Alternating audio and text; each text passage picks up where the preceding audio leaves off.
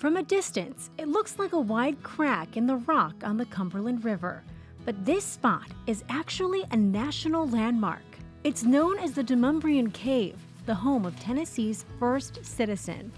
Behind me, you'll see an official marker honoring Timothy Demonbreun, who took refuge in that cave several times before officially settling in Nashville in 1790.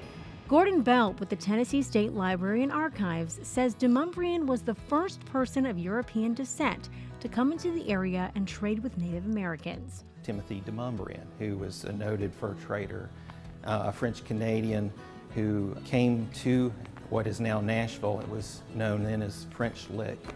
And he went to trade with the native populations for furs. Demonbreun was really the tip of the spear that when you begin to think of white settlement into this area. Belt showed us a few maps explaining the cave's layout. What's interesting about this, it shows sort of, you can see the various outgrowths here, the various quote-unquote rooms of the cave.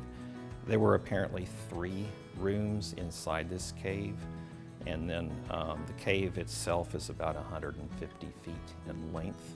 Belt says it's a significant place in history. Demonbreun used it primarily as a hiding place for whenever he became fearful of assault, but also as a place to store his furs temporarily until he had his cabins built where he would make permanent storage of those furs. Others, like Billy Stallings of Hendersonville, were fortunate enough to explore the cave firsthand. I saw a giant hole in the cave on the other side of the river, and I thought, I wonder what that cave is. It turns out that that was a tourist attraction in the early 1900s, 1930s, somewhere in that era.